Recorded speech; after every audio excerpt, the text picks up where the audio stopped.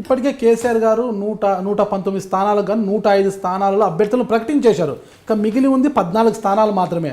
ఇంత మహాకూటమిలో ఇంకా సీట్ల సర్దుబాటు విషయమే, ఎవరికి ఎన్ని సీట్లు అనే విషయమే ఇంకా తర్జన భర్జన పడుతున్నారు. కూటమి అయితే ఏర్పడ్డారు, రోజు మీటింగులు పెట్టుకోవడం, మాట్లాడుకోవడము. కేసీఆర్ గారి మీద ఉత్తమ్ కుమార్ రెడ్డి గారు ఒక కామెంటు, కోదండరామరెడ్డి గారు ఒక కామెంటు, ఎల్రమణ గారు ఒక కామెంట్ ఇవ్వడము, వెళ్ళిపోవడం, ఇదే సరిపోతుంది.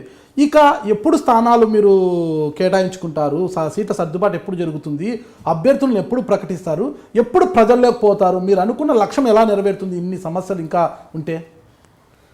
అది జరిగే టైంకే జరుగుతుంది. It is in the process. రాజకీయాల్లో అది జరిగే టైంలో జరుగుతుంది అనుకుంటే కాదు కదా, ఇదేం పురుడు కాదు కదా. సమయం వచ్చినప్పుడే పురుడు పోసుకుంటారు అనడానికి ఇది రాజకీయాలు. సమయం వచ్చింది కాబట్టి అది త్వరలోనే జరుగుతుంది అని అంటున్నారు. ఇంకెంతకాలం? ఇప్పటికే వాళ్ళు సీట్లని ప్రకటించేసుకొని 14 స్థానాలు పెండింగ్ పెట్టి అన్ని నియోజకవర్గాలు తిరుగుతున్నారు, ప్రమాణాలు చేయించుకుంటున్నారు, వాగ్దానాలు చేయించుకుంటున్నారు. వాగ్దానాలు ప్రమాణాలు ఇల్లీగల్ అండి. అది దాని గురించి మనం మాట్లాడదాం. కొత్త చట్టం తీసుకొచ్చారు మళ్ళీ. కొత్త చట్టం ఏంది? మోడల్ కోడ్ ఆఫ్ కండక్ట్ ఎప్పటి నుంచో ఉంది. వీళ్ళు చదువుకున్నారా లేదా ఎవరికి తెలియదు, లేకపోతే కావాలని మమ్మల్ని ఎవరు అంటున్నారో, మమ్మల్ని ఎవరేమంటారో అనే ధీమాతోని ఉన్నారో. అది జరుగుతున్న ఈసీఐ స్పందించడం లేదు కదా. మరి మీరు అంటున్నారు అవి ఇల్లీగల్ అనేసి, అవి అంతా రోజు పేపర్లో షోకాజ్ నోటీసులు 1-2 పంపించారు.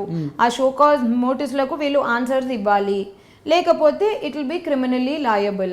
సో దాంట్లో ఆ క్రమంలో డిస్క్వాలిఫికేషన్ అయ్యే ఛాన్సెస్ కూడా అవుతున్నాయి. మరి ఎందుకు మహాకూటమిలో సీట్ల సర్దుబాటు ఇంత ఆలస్యం అవుతుంది? మహాకూటమిలో పార్టీలు 4 ఉన్నాయి కాబట్టి ఆ 4 మధ్యలో నెగోసియేషన్స్ అవుతున్నాయి కాబట్టి. So it will take some time అండి.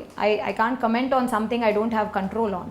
మహాకూటమి అంతా కూడా అవకాశవాద రాజకీయాలు ఉన్నాయి. ఎందుకంటే కాంగ్రెస్ పార్టీ వ్యతిరేక పునాదులపై ఏర్పడిన తెలుగుదేశం పార్టీ ఈ రోజు కాంగ్రెస్ పార్టీతోనే పొత్తు పెట్టుకోవడం ఏంటి?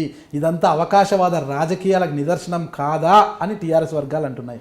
నేను కూడా అవకాశవాద రాజకీయాలకు నిదర్శనం కాదా అని లాస్ట్ 5 years నుంచి డిఫెక్షన్ అయిన 12-20 మంది లెజిస్లేటర్స్ని అంటున్నాను.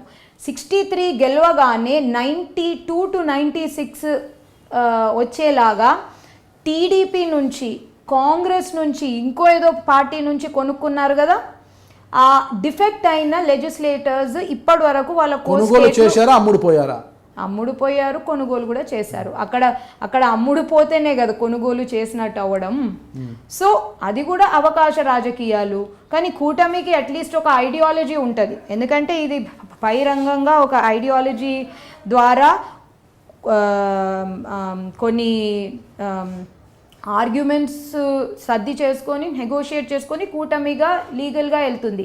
కానీ డిఫెక్షన్, యాంటీ డిఫెక్షన్ లా ఒకటి భారతదేశంలో ఉన్నది అని అది మర్చిపోయి అయినా కానీ మేము ఇక్కడికి దుంకి అప్పుడు ఆ కాలంలో తెలంగాణ ఉద్యమం జరుగుతున్న కాలంలో రోడ్డు మీద ఉరుకుపించుకుంటున్న కొట్టిన వాళ్ళని కూడా ఆహ్వానించి వాళ్ళకు మినిస్ట్రీలు, పదవులు, హోదాలు ఇచ్చి, అనరాని బూతులు అన్న వారిని కూడా ఆహ్వానించి వాళ్ళను ఎమ్మెల్యేలు చేసి మినిస్ట్రీలు ఇచ్చి, what are you talking about? It's hypocrisy.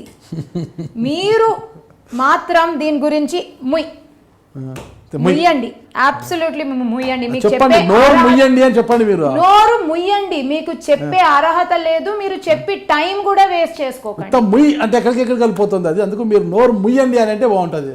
నోరు ముయ్యండి, నోరు ముయ్యండి అనేసి. సరే, మూస్తారంటారా మీ మాటలతో వాళ్ళు? లేరు. Elections is dramatic times. For more videos, subscribe to iDream. And loads of fun entertainment and content, do watch iDreams. Do subscribe iDream Media. దయచేసి iDreams మీరు subscribe చేయాల్సిందిగా నేను కోరుతున్నాను. I am Dr. Nayak, DT Nayak. For more videos, please subscribe to iDream. Please subscribe iDream News.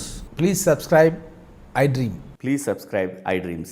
మీరు చూస్తున్నారు iDream News.